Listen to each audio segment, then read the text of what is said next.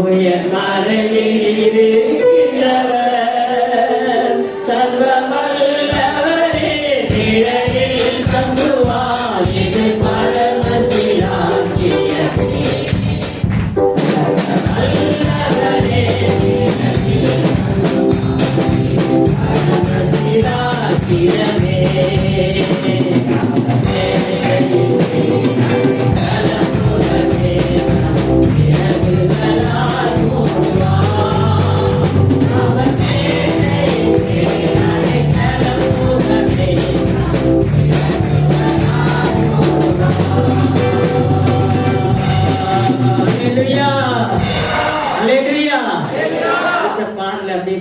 நம்ம வசனத்துக்குள்ள அப்படியே வசனம் தான் இந்த பாட்டு உங்களுக்கு எல்லாருக்கும் தெரியும் தானே. இப்போ நீங்க 91:14 வாசிங்க. 91:14 அவனை விடுவிப்பேன், என் நாமத்தை அவன் அறிந்திருக்கிறபடியால் அவனை உயர்ந்த அடைக்கலத்திலே வைப்பேன். ரெண்டு காரியம் என்றாலும் நான் ஒன்றை உங்களுக்கு முன்னிறுத்தி சொல்ல விரும்புகிறேன். அவனை விடுவிப்பேன். வைத்து சொல்லுங்க, என்னை விடுவிக்கிறவர் இன்றும் என்றும் உயிரோடு இருக்கிறார்.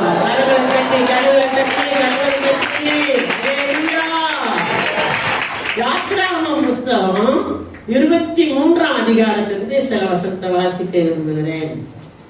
யாத்ராகமம் புஸ்தகம் 2ஆம் அதிகாரம் 23 சில வசனம். சில காலம் சென்ற பின் எகிப்தின் ராஜா மரித்தார். இஸ்ரவேல் புத்திரர் அடிமைத்தனத்தினால் தவித்து முறையிட்டுக் கொண்டிருந்தார்கள். அவர்கள் அடிமைத்தனத்திலிருந்து முறையிடும் சத்தம் தேவன் சந்நிதியில் எட்டினது. இது உங்களுக்கு உதாரணம். ஏழாம் உலகம் போய் மாட்டிக்கிட்டாங்க. அவங்க மாட்டிக்கிட்டதை பத்தி ஒரு வர்ணனையே இருக்கு. மனுஷன் எப்போது சிக்கிறது எதுலன்னா, பொருளாதாரத்துல, பணத்துல, ஆகாரத்துல. வீக்னஸ் ஆகாரத்துல இருந்தபடினால எனக்கு தெரிந்த அநேக சகோதரர்களுக்கு கொஞ்சம் ஆகாரம் கொடுத்தே கேன்வாஸ் பண்ணி கெடுத்துட்டாங்க நிறைய பேர். அது எனக்கு தெரியும். ஏன் இப்படி ஆனா, சாப்பாட்டுக்கு பிரியன் பொன்கறி, அன்பறி, நண்டுகறி, மீன்கறி இந்த மாதிரி கொடுத்து ஆளையே அவுட் பண்ணிருக்காங்க. அப்போ இவர்கள் காஞ்சி மூஞ்சி கடந்து காமான்ல கடந்து வந்த உடனே ஹோசல் நாட்டுல அவங்க கொடுத்த நாட்டுக்குள்ள செழிப்பு, பொருளாதாரம், நல்ல ஆகாரம், பச்சை பசேன்னு இருக்கு. மடிஞ்சிட்டாங்க, மறந்துட்டாங்க ஆண்டவரே. அவங்க இருக்காங்க ஜாலியா வந்து போஷிச்சவன் செத்து போயிட்டான். ராஜா இல்ல. இப்ப பிரச்சனை ஆயிடுச்சு. இஸ்ரவேல் ஜனங்கள் முறையிட ஆரம்பிச்சாங்க. கர்த்தர் மோசே என்கிற ஒரு மனிதன் அனுப்பி அத்தனை ஜனத்தை விடுவித்து கொண்டு வந்தார். கரங்களை தட்டி கர்த்தருக்கு என்னையும் அவங்களையும் விடுவிப்பேன்னு சொன்னவர்தான் அத்தனை இஸ்ரேல் மக்களையும் விடுவித்தார். முறையிட்டார்கள், விடுவித்தார். நீங்க தானியேலின் புஸ்தகத்துல 3ஆம் அதிகாரத்துல 17-18 வாசிங்க. நாங்கள் ஆராதிக்கிற எங்கள் தேவன் எங்களை தப்புவிக்க வல்லவராய் இருக்கிறார். அவர் எரிகிற அக்கினி சூளைக்கும் ராஜாவாகிய உம்முடைய கைக்கும் நீங்களாக்கி விடுவிப்பார். விடுவிக்காமல் போனாலும் நாங்கள் உம்முடைய தேவர்களுக்கு ஆராதனை செய்வதும் இல்லை. ஒரு பெரிய பகுதி அது. நான் சீக்கிரமாக திருவிழா ஆராதனை செல்ல போகிறபடினாலே சீக்கிரமாக போகிறேன். நடந்துட்டு என்ன தெரியுமா, நீங்கள் வணங்கணும் ராஜாவுடைய உத்தரவு.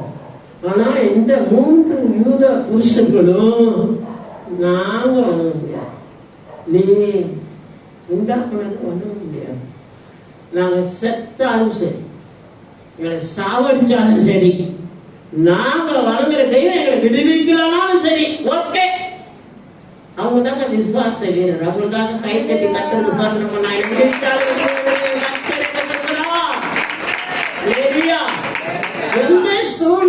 எல்லாரையும் விடுவிக்கத்தக்கவர் இன்னைக்கு உயிரோடு தான். அல்லேலூயா, அல்லேலூயா. ஒரு மனுஷன் திடீர்னு புதைக்குழியில தெரியாதனமா விழுந்துட்டான். விழுந்துட்டு அது மோசமான இடம். அதே கொஞ்சமா உள்ள போறோம். ஐயோ காப்பாத்த ஆள் இல்லையே கடவுளே கடவுளே. திடீர்னு ஒரு மந்தி குரங்கு மரத்து மேல இருந்தது. அந்த மரத்துக்கு பக்கத்துல விழுது தொங்கிட்டு இருந்துச்சு. அந்த விழுத அப்படியே அவங்கிட்ட அப்படியே தள்ளி விட்டுச்சு. மேலே இருந்து விழுத பிடிச்சான், மேலே ஏறி வந்துட்டான். ஒரு குரங்கு மொத்த உயிரை தப்பிவிட்டது உண்மையானா உங்களை என்னை தப்பிக்க வல்லவராக. நீங்க இந்த விடுதலைக்கு முதல் விடுதலை உங்களுக்கு எங்களுக்கு தான். அது வசனம் சொல்லுது. ஏன்னா உங்களை விடுவிப்பேன். அடுத்து இஸ்ரவேலுக்கு விடுதலை. இரண்டாவது தானியேலுக்கு விடுதலை. இன்னொரு ஆசாமி வசனம் சொல்லாத சொல்றேன். அப்போஸ்தலன் பவுலை விடுவித்தார். சிறைச்சாலையில இருந்த பவுலை விடுவித்தார். எந்த சூழ்நிலையோ சகோதரி, எந்த சூழ்நிலையோ சகோதரனே, நீ எப்படி இருந்தாலும் சரி, உன்னை விடுவிக்க வல்லவர் உயிரோடு இருக்கிறார். என்ன சொல்றேன், திரும்பி திரும்பி எதை கேட்டாலும் வசனத்தை கேட்டாலும் உயிர்ப்பிக்கிற வார்த்தை உங்களுக்குள்ள போகும்போது ஜீவனுள்ள வார்த்தை உங்களை விடுவிக்கும் என்று நான் சொல்லுகிறேன். நீ விசுவாசித்தால் தேவனுடைய மகிமையை. நிறைய டாக்டர்லாம் விடுவிக்க முடியல, சில பேரால ஒண்ணும் செய்ய முடியல, அவ்வளவுதான் அப்படிங்கிற நம்பிக்கை நமக்கு வந்துடும். ஆனா கர்த்தருடைய வார்த்தை உங்களுக்குள் வரும்போது அவனை விடுவிப்பே என்று சொன்ன கர்த்தர் உயிரோடு இருக்கிறார். உதாரணத்துக்கு இஸ்ரவேலை விடுவித்தார். தானியேல் புத்தகத்தில் வாசிக்கும் போது அந்த 3 வீர புருஷர்களையும் விடுவித்தார். பவுல் சிறைச்சாலையில இருந்தவரை விடுவித்தார். எண்ணெயில இருந்தாலும் இந்த வாரத்துல இந்த 7ஆம் தேதியில உங்களுக்கு வார்த்தை வருவது, நான் உன்னை விடுவிப்பேன். அடுத்து பாத்தீங்கன்னா அதே வசனத்துல அவனை உயர்ந்த அடைக்கலத்துல வைப்பேன். அல்லேலூயா. வைக்கிறது தான் வைக்கிறாரு. உங்களுக்கு தெரியுமா? 3 உதாரணம் சொல்றேன். 1, குறைஞ்சு தன் குட்டியை எங்க வச்சுக்கணும்? தெரிஞ்சவங்க சொல்லுங்க, வாய தெரிஞ்சு சொல்லுங்க. தெரியாதா? குரங்கு தன் குட்டியை எங்க வச்சுக்கணும்? அது வயிற்றுல வச்சுக்கணும். அது அரைச்சி பிடிச்சிக்கும். அது தப்பி பாயும் போது ஒத்த நேரம் இதையும் பிடிச்சிக்கும். நம்ம நாளிலே நியூஸ் பார்த்தேன். ஒரு குரங்கு ஒரு நாய்க்குட்டியை தூக்கிச்சு. நாய்க்குட்டியை தூக்கிட்டு ஒரு 10 நாளா தூக்கிட்டு மேல போதுக்கே வருது. அது சாப்பிட பழத்தை இதுக்கு கொடுக்குது. என்னமா பண்றது? நாய்க்குட்டி குரங்கு, ஆண் குரங்கு வரும் பாதுகாத்து இருக்குதுன்னு சொல்லி ஒரு செய்தியை பார்த்தேன். அடா அடா, ஜீவராசிகளுக்குள்ள இருக்கிற ஒத்துமை கூட நம்மகிட்ட கிடையாது. ஒரு மனுஷனை போஷிக்க மாட்டேங்கிறோம், ஒரு மனுஷனை போஷிக்க மாட்டேங்கிறோம். குரங்கு நாய்க்குட்டியை போஷிக்குது. அல்லேலூயா சொல்லக்கூடாதா? அந்த ஒரு மைனை சொல்லக்கூடாதா? அல்லேலூயா, அல்லேலூயா. இப்போ இந்த குரங்கு ஏன் ஒண்ணும் செய்ய முடியலன்னா, மரத்துல ஏறி உச்சியில வச்சுக்கிட்டு கொஞ்சம் இதை போய் யாரு விடுவிக்கிறது? உயர்ந்து அடைக்கிறது. நல்ல கிளை 3 கிளை அப்படின்னு போதா அதுக்குள்ள இந்த குட்டியை வச்சுக்கிட்டு கிடையாது. ஆக குரங்கே அன்னைக்கு ஒண்ணுமா அவங்க மேல வச்சிருக்குதுன்னா, நான் உங்களுக்கு எனக்கு ஒண்ணு சொல்றேன். உன்னதமான உயர்ந்த அடைகள். எல்லாம் கைய வைத்துங்க, எல்லாம் கைய வைத்துங்க. எல்லாரும் கட்டுடைய எல்லாரும் என்னை என் தேவன் உயர்ந்த அடைக்கலத்தில் வைத்திருக்கிறார்.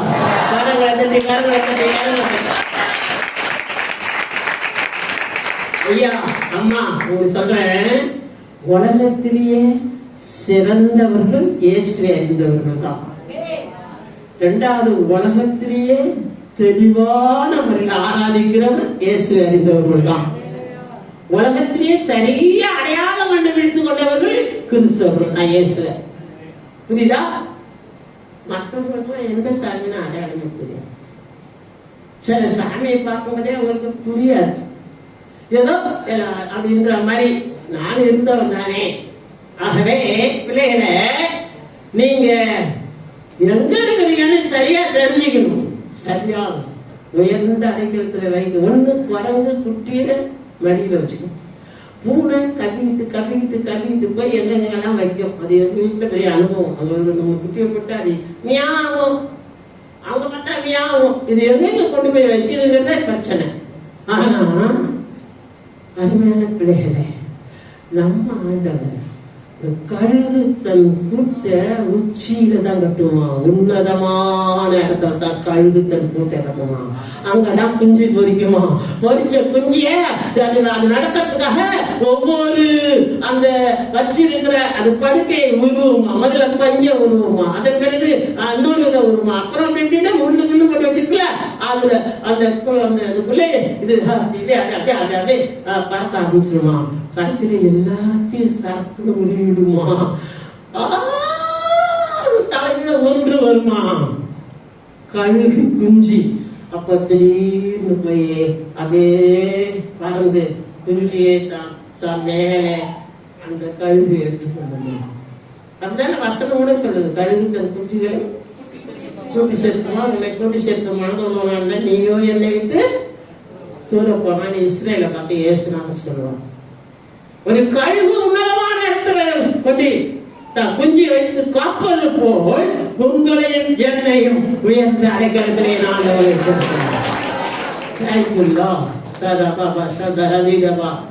என்னன்னா அவர் யாருன்னு தெரியாம, அவர் என்னன்னா புரியாம ஏதோ நான் ஏசுநாதர் ஏத்துக்கிட்டேன். இல்ல, உலகத்திலேயே சேர்ந்தவங்க ஏசுநாதர் ஏத்துக்கிட்டவங்க தான்.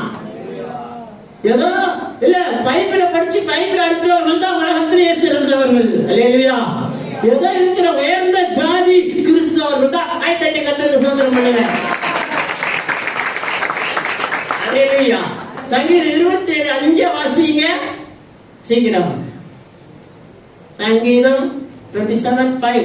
தீங்கு நாளில் அவர் என்னை தம்முடைய கூடாரத்தில் மறைத்து என்னை தமது கூடார மறைவிலே ஒளித்து வைத்து என்னை கண்மலையின் மேல் உயர்த்துவார். அல்லேலூயா.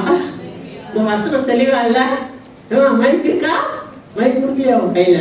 வாசி, எல்லாரும் தெரிஞ்சுக்கிட்டோம். தீங்கு நாளில் அவர் என்னை தம்முடைய கூடாரத்தில் மறைத்து, அவர் என்னை கூடாரத்தில் மறைத்து, என்னை தமது கூடார மறைவிலே ஒளித்து வைத்து, என்னை அவர் கூடார மறைவிலே ஒளித்து வைத்து என்னை கண்மலையின் மேல் உயர்த்துவார். சாதிது தன் உணர்வு பூர்வமா சொல்றாரு. தேகம் சவுல் ராஜா தேகம், வெட்ட தேகம், கொள்ள தேகம். பொந்துக்குள்ள போய் இருக்காரு, சந்துக்குள்ள போய் இருக்காரு, மலை ஜலாதி இருக்கிற இடத்துல போய் இருக்கிறாரு. ஆனாலும் நான் உங்களுக்கு சொல்கிறேன், எல்லாரும் தலைமையில கை வைங்க. எல்லாம் வச்சுட்டீங்களா? என்னை என் தேவன் அடைக்கலமாக உயர்ந்த இடத்துல வச்சிருந்ததுனால ஒருவரும் என்னை ஒன்றும் செய்ய முடியாது. சாத்தான் என்னை மேற்கொள்ள முடியாது. நான் ஜெயம் கொண்டு ஜெயித்திருக்கிறேன் இயேசுவின் நாமத்திலே. கரங்களை தட்டி கரங்களை தட்டி கரங்களை தட்டி. இந்த ஜெயத்தை பத்தி சுருக்கமா சொல்லிடலாம். அழகு மேனி, பார்க்க அழகானவன், வயசு சின்னவன், ஆடு மேய்ச்சிட்டு இருந்தவன். திடீரென்று வந்தான். கோலியாத்துங்கிறவன் நின்றுட்டான். கோலியாத்து பார்த்த உடனே அவன் நின்றுட்டத நினைச்சா அவனுக்கு எங்கேயோ இருக்கு உலகம். ஓஹோ. ஆனா கர்த்தருடைய பிள்ளைகள் விசேஷமானவர்கள் அல்லவா? பிள்ளைகள அந்த நேரத்துல அவன் ராஜா கிட்ட உத்தரவு வாங்கிட்டு விவரிக்க நேரம் இல்ல. ஒரே ஒரு கல்லுதான். இதா குமார பசுத்தாய் நாமத்தினால ஏன் கோடியா இந்தா வாங்க ஒரே அடி, நெத்தி அடி, நெத்தி அடி. கரங்களை தட்டி கரங்களை தட்டி சாத்தானை எதிரி நாட்டு படை வீரனை வீழ்த்தினான். இஸ்ரவேலை வெற்றி கொண்டது. எல்லாரும் சேர்த்து வெற்றி. சத்தமா சொல்லுங்க வெற்றி. சத்தமா சொல்லுங்க, வெற்றி வெற்றி வெற்றி வெற்றி இயேசுவின் நாமம். கொஞ்சம் 2 மாசத்துக்குள்ள ஒரு கூட்டம் நான் வெற்றி சத்தம் போட போறேன், இந்த பக்கம் நான் வெற்றி சத்தம் போடாதான் சத்தம் போட. ஒரே சத்தம் போட்டு யாரோ ஒருத்தன் வர போறான், அவன் வந்து அந்த கோட்டையில உட்கார போறான். அவன் உட்காந்து நமக்கு ஒண்ணும் செய்வாங்கன்னு எனக்கு தெரியாது. இது வரைக்கும் நமக்கு ஒருத்தரும் ஒண்ணும் செஞ்சதும் இல்லை. இதான் உண்மை. இயேசுநாதர் தான் நம்மளை கோஷித்து வருகிறார். ஆனா அவன் பரபரப்பு சத்தம், அது வாழ்க, இது வாழ்க, அவன் வாழ்க, இவன் வாழ்க. நம்ம மக்களும் சும்மா இருக்கும் நினைக்கிறேன். வேற எதுக்கும் சத்தம் வராது.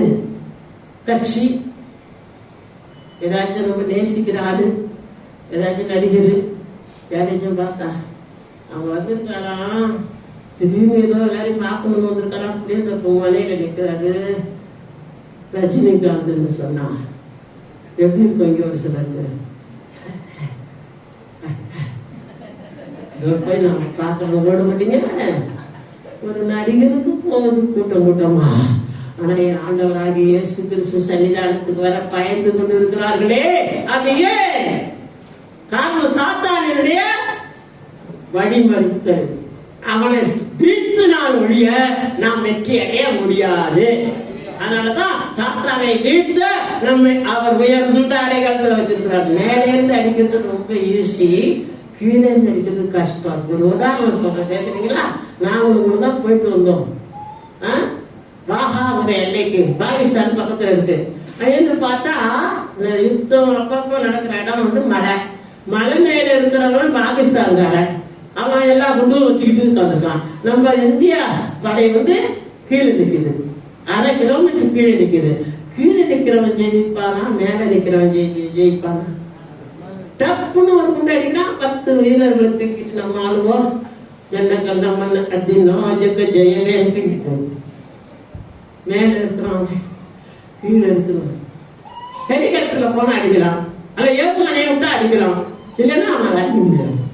இப்ப மேலே இருக்கிற அந்த நிலைக்கு தான் ஆண்டவர் ஒரு நாள் என்னை உயர்த்தி இருக்கிறார். நம்ம ஜெயம் கொடுக்கிற தேவனுக்கு 99:15 வாசிங்க. அவன் என்னை நோக்கி கூப்பிடுவான், நான் அவனுக்கு மறு உத்தரவு அருளி செய்வேன். ஆபத்தில் நானே அவனோடு இருந்து அவனை தப்புவித்து அவனை கனப்படுத்துவேன். எல்லாரும் கையை உயர்த்துங்க. இயேசுவே, சத்தமா இயேசுவே, உம்மை கூப்பிடுகிறோம். ஆண்டவரே, எனக்கு இறங்கும், என் குடும்பத்துக்கு இறங்கும், என் பிரச்சனைக்கு விடுதலையாகும், என் சரீரத்துக்கு சுகத்தை தாரும், எனக்குள்ள கடனை நீக்கும், என் பிரச்சனைக்கு ஒரு முடிவு உண்டாக்கும். ஆண்டவரே, உம்மை நோக்கி கூப்பிட்டால் அருள் செய்வேன்னு சொன்னீங்களே. கடவுளை தட்டி கட்டுங்க.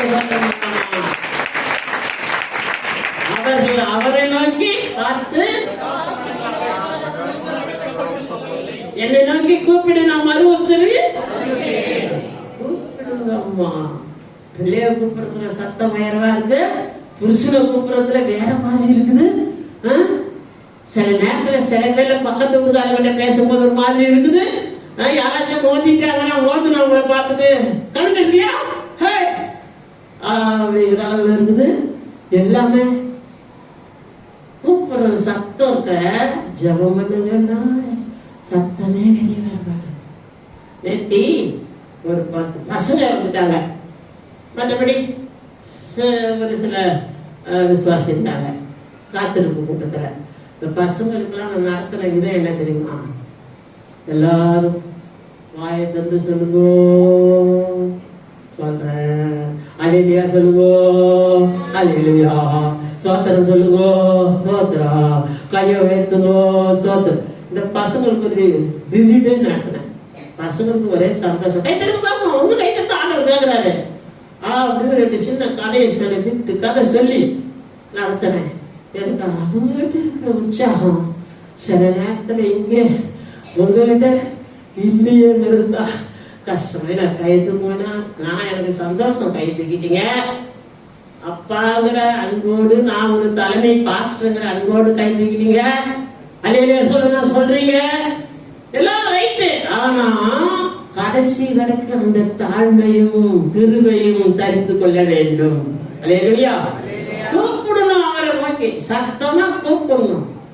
பிராக்டிஸ் எடுக்கணும். நான் பைபிள் காலேஜில் படிக்கும் போது நான் என் குடும்பத்தெல்லாம் விட்டுட்டு எல்லாத்தையும் தூக்கி எரிஞ்சிட்டு 4 வருஷம் தலைமறைவா வந்திருக்கிறேன். வேத கலாசாலையிலே 94 ரோட்ல படிக்கிறேன். எனக்கு அவ்வளவு மேடையில எல்லாம் வேற மாதிரி பேசிட்டேன்.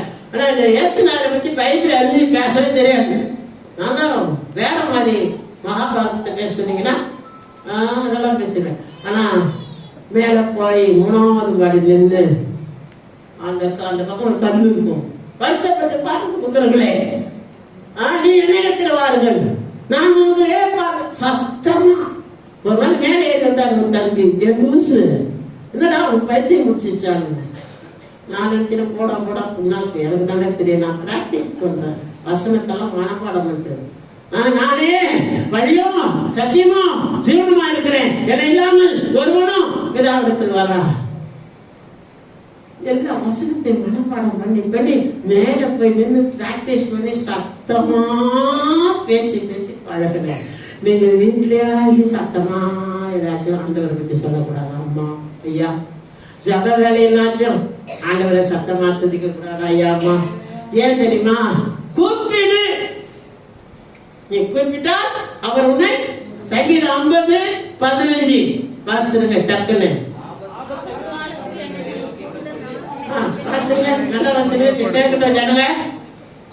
ஆபத்து காலத்தில் என்னை நோக்கி கூப்பிடு. ஆபத்து காலத்துல இடுப்பு வலிக்குது, தலை வலிக்குது, வயிறு வலிக்குது, கால் வலிக்குது, அங்க வலிக்குது, இங்க வலிக்குது, மண்டை வலிக்குது.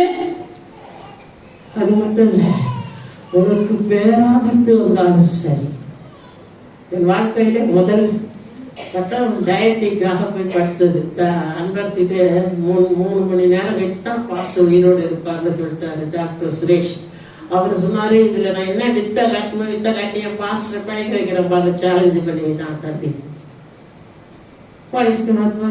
6 மாதம் இருக்கும்போது என்ன ஜபம் பண்ண முடிய மாட்டேங்குது. அப்படியெல்லாம் கடந்து எல்லாமே ஏன் சார் சுகர் தான் ஏறி போய் காமர்ஸ் சர்ஜரியில கொஞ்சம் சேர்த்து வந்திருக்காங்க. அடுத்து எனக்கு ஒரு கால் முறிவு ஆபரேஷன் ஐசா மருத்துவமனையில. அவரு ட்ரில் போட்டு எல்லாத்தையும் எனக்கு பார்த்துட்டே இருக்கேன். டாக்டர் எனக்கு ரொம்ப வேண்டியவர் பால் ஐயா குட்டின்னு சொல்லி அந்த பீட்டர் சர்ச்சில் உள்ள விசுவாசி ஐயா. அவர் பெரிய டாக்டர், ஸ்டாண்டிங் வித்தவங்க பெரிய டாக்டர். ஃப்ரெண்டு ஏன் ஃப்ரெண்ட்னா Bella sister, Christy sister family center. Doctor இந்த பச்சை அத்தனை மறைவு இருக்குல்ல, அதை எடுத்துக்கிறதுனால அப்படி கிழிச்சாங்க, அப்படி சதையை விளக்குனாங்க, நரம்பெல்லாம் சரியா எடுத்து ஒரு கிளிப் மாதிரி உள்ள போட்டாங்க. ரத்தம் வந்துகிட்டே இருக்கு. 2 சிஸ்டர் அதை பஞ்சில நினைச்சு பிளட் வேற வேற ஏறிட்டு இருக்கு. இன்னொரு டாக்டர் ஸ்ரீகாந்த் அவரு ரெடி 2 ராடு ட்ரில் பண்றாங்க எலும்புல, அதை வச்சு முடுக்குறாங்க. அதுல மேஜர் நாற்காலிக்கு பரவாயில்லையப்பா டாக்டர், பெரிய மூடு முதல்ல வாட்ஸ்அப் கண்டு பார்க்க கூடாதுன்னு அப்புறம் தான் போனாங்க. இது 2 மட்டும் அல்ல, அநேக நேரத்துல நான் மருத்துவமனையில் இருக்கும்போது என் இயேசுவை நோக்கி கூப்பிட்டேன், அவர் எனக்கு மறுத்தரவு செய்தார். நான் நிற்பதும் நினைப்பதும் நிர்மூலமாக நிற்பதும் அவனுடைய கிருபை. கடந்த நாட்களுடன் மிகவும் பாதிக்கப்பட்டேன். அந்த பாதிப்பினால ரொம்ப அந்த விருந்தினை தூக்கி எடுத்தார். ஹல்லேலூயா. 107 சங்கீதம் 6வது வசனம் வாசிங்க. 107:6. தங்கள் ஆபத்திலே கர்த்தரை நோக்கி கூப்பிட்டார்கள், அவர்கள் இக்கட்டுகளில் இருந்து அவர்களை விடுவித்தார். ஆபத்து நேரத்துல கூப்பிடு. அம்மா ஐயா என்ன ஆபத்து வந்தாலும் சரி, நான் தான் 35 மினிட் போனேன். கை நீட்டி முதல்ல நடராஜா, அத்தால சைக்கிள், அதே இருப்பேன். இயேசுவே ஆண்டவர், தேவனே நல்லா எழுதிப்பேன். அதன் பிறகு கைனடிக் ஹோண்டா, இந்த டிவிஎஸ் 50 கைனடிக் ஹோண்டான்னு. நான் பைபிள் காலேஜ் பாடம் போயிட்டு 35 கிலோமீட்டர் தான் போயிட்டு இருக்கேன். மெதுவாக இந்த பஸ் ஏறதுக்கு இங்க முத்தையா ஸ்கூல்ல படிக்கிற பையன் சவாலு குறுக்க பாஞ்சிட்டான். ஒற்றே அடி, இந்த பக்கம் தொங்குது, கால் முறிஞ்சு தொங்குது, ரத்தம் ஓடுது. கை ஓட கால வண்டி நிறுத்தினேன், கூப்பிட்டேன், மேல வச்சேன். அவன் ஆட்டோவை நிறுத்தி அவன் தூக்கி போட்டு, சார் ஜிஹெச்சுக்கு போயிட்டு இருக்கிறேன், யாராச்சும் வந்து சொன்னாங்க வர சொல்லுங்கன்னு சொல்லிட்டு ரத்த வெள்ளத்தை தூக்கி போட்டு வரும்போது வழியில சைக்கிள்ல வராரு அருளையா. அருளையாவுக்கு என்னையாதான் அந்த பக்கம் அதெல்லாம் வழியில அந்த ரூம் பேரு என்ன உட்காது அந்த பரிசு தான் பிள்ளை பையனுக்கு பரிசு எல்லாம் கொடுத்துட்டு வீட்டுக்கு செல்லாம் கொடுத்து வரும். காலு ஒரு பேசணும், நற்குண்டத்துக்கிட்ட பாருங்க ஒரு அமௌண்ட் தந்துடும், நீங்க புத்தூர் கட்டு மதுரை வாங்கி புத்தூர் கட்டு போட்டா சரியாயிட்டு எஸ் ஸ்டாண்டில் வந்து வந்துட்டாங்க வேற செக்ரட்டரி. அது என்ன பரவாயில்ல இது இல்லைன்னா இன்சூரன்ஸ் இருக்கு, நீங்க இன்சூரன்ஸ்ல கிளைம் பண்ணி வாங்கிப்பீங்க.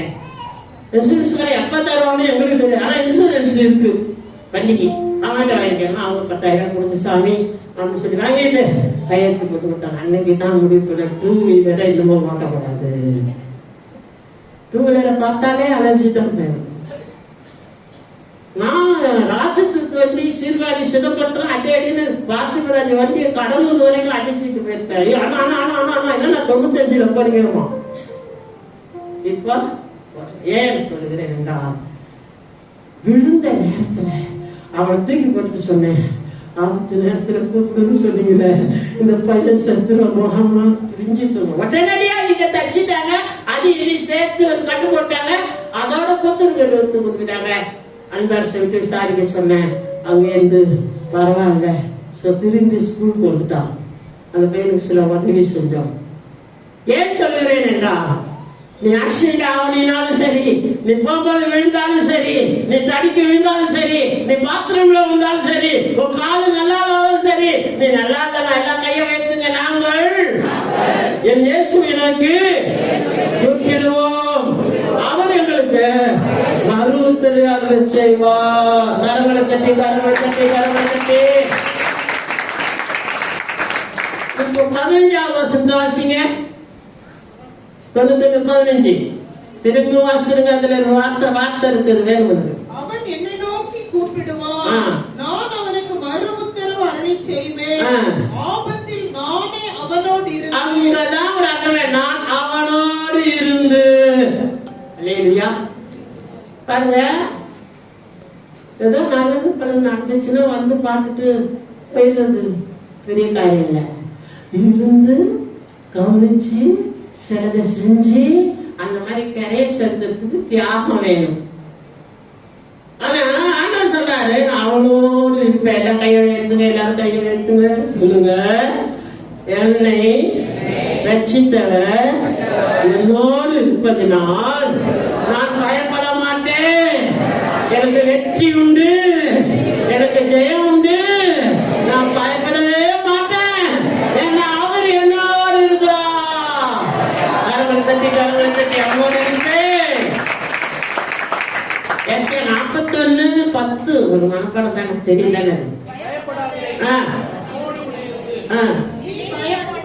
நீ பயப்படாதே, நான் உன்னோட இருக்கிறேன். திகையாதே, நான் உன் தேவன், நான் உன்னை பலப்படுத்தி சகாயம் பண்ணுவேன். அல்லேலூயா. தாங்குவே தாங்குவா தப்புப்பா ஏகுவா சுமப்பா. ஒரு பாட்டு இருக்கு. இம்மட்டு கைவிட தேவன் இனிய கைவிட மாட்டா, இம்மட்டு கைவிட தேவன் இனிய கைவிட மாட்டா. தாயும் வயிற்று தாங்கினா தாயும் பொழுது தாங்குவா, தாயும் கைக்கு தாங்கினா தாயும் பொழுது தாங்குவா, தாங்குவா தப்புவிப்பா ஏசுவா தாங்குவா தப்புவிப்பா ஏசுவா. அல்லேலூயா.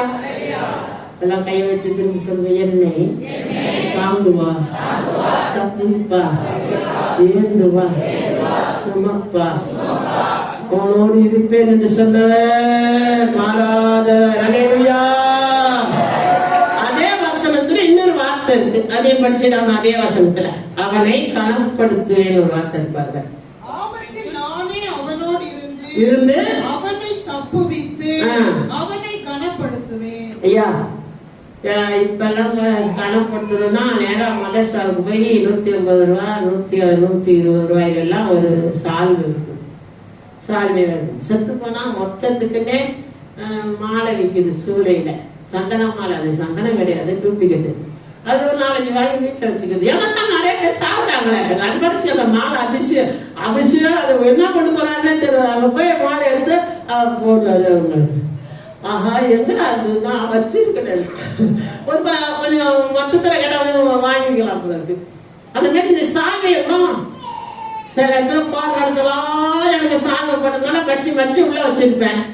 சில பேர் கேட்டாங்க கொடுப்பேன், சில பேருக்கு நானே கொடுத்துருக்கேன். அதனால கனப்படுத்துவது அது அல்ல.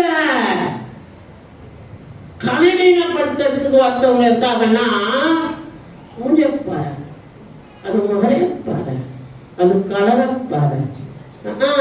அதான் அது இப்படி இருக்குது. இந்த மாதிரி செய்யறது நல்லதா? இது மாதிரி சொல்றவங்களும் இருக்கிறாங்க. ஐயோ, அவனுக்கு கர்த்தர் கூட இருக்கிறாரு, ஆண்டவர் ஆசீர்வதிச்சிருக்கிறாரு, அவருக்கு நல்லது செஞ்சுட்டு இருக்காரு. இந்த நல்ல பிள்ளை நல்ல பையன் அப்படிங்கிறது நல்லதா? கர்த்தர் சொல்றாரு, உன்னை கனம் பண்ணுவேன். ஒரு முறை ஒருத்தன் கனம் பண்ணுவதுக்காக தெரிஞ்சுட்டு இருந்தான். அவளே ஒரு தூக்கு மத்த கூட செஞ்சுட்டான். அது முடி மாட்டி முத கைக்கு முடியலாம் பண்ணிட்டான். ஒரு 3 ஐடியா பண்ணி எல்லாம் பண்ணி பிளான் பண்ணி கூப்பிடுச்சு. அவன் சொன்னா, என்ன தவிர யாரா கனம் பண்ண போறாரு ராஜா? அவனுக்கு ஒரு பெரிய இது. அவங்க நடந்தது வேற. அவன் தூக்கு மாத்திரிய அவனை இப்படி மாற்றான்னு சொல்ற ராஜா.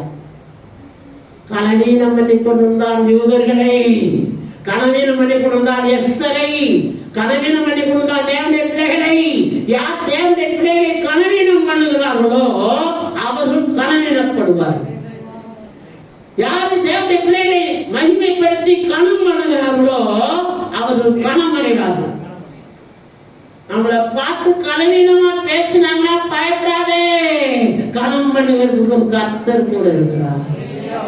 சில நேரத்துல மனைவியை கனம் பண்ற புருஷர்களுக்காக நான் நன்றி சொல்லுகிறேன்.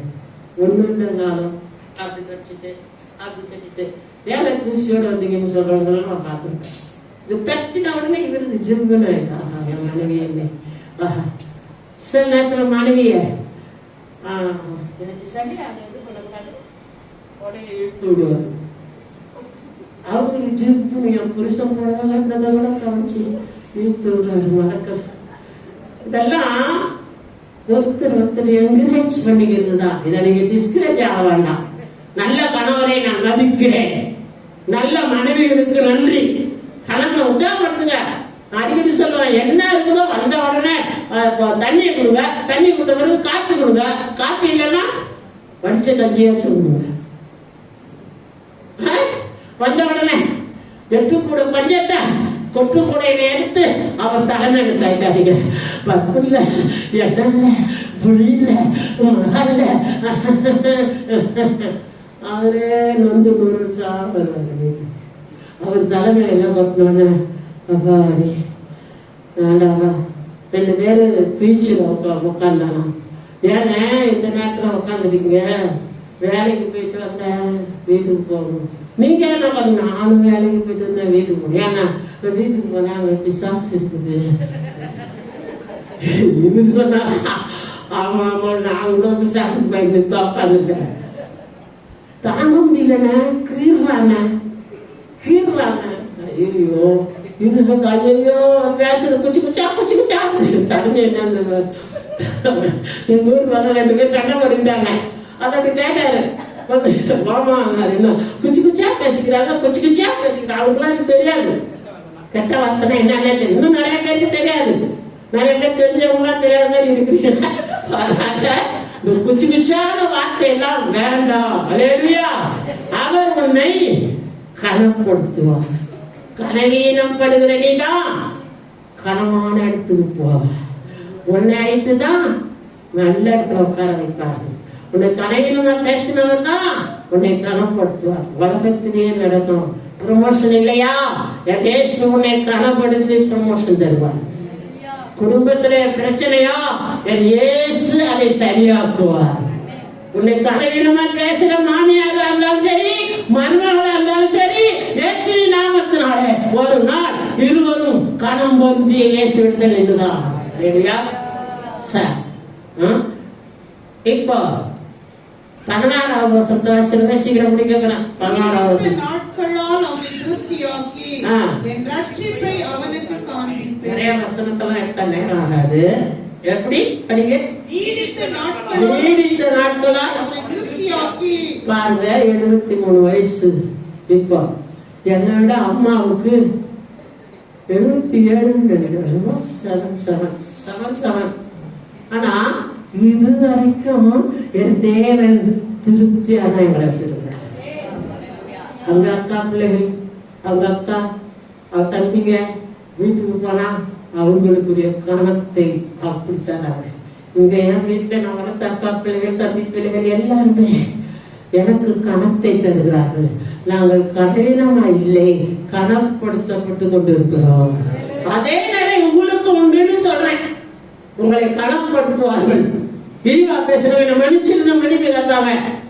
தேவையில்லாம உங்களோட பேசுறவங்க வந்து என்ன மன்னிச்சிருந்து சொல்லுவாங்க. கடைசியில அதிகம் அவங்களுக்கு தேவைப்படும். கர்த்தர் உன்னை கனப்படுத்துவார். அல்லேலூயா, அல்லேலூயா. எனக்கு திருப்தி ஆக்கி, திருப்தி தாங்க நல்லது. ஏதாச்சும் காலையில் ஒரு திருப்தியான டிஃபன், மத்தியானத்தில் ஒரு திருப்தியான ஆகாரம், ராத்திரியில் ஒரு திருப்தியான. இதை தவிர நம்ம என்னத்தை கொண்டு போக போறோங்க?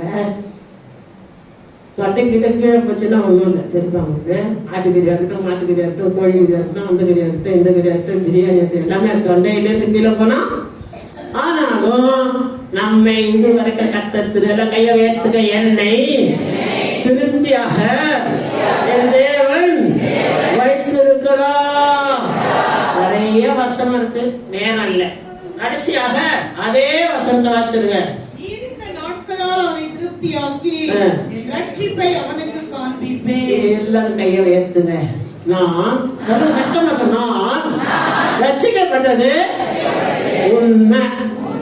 தினம் தினம் ரட்சிக்கப்படுவதோ உண்மை. இயேசு வருகையிலே முடிவு வரையும் தான் என் ரட்சிப்பை காத்துக்கொண்டு அவரை சந்திப்பேன். அது உண்மை.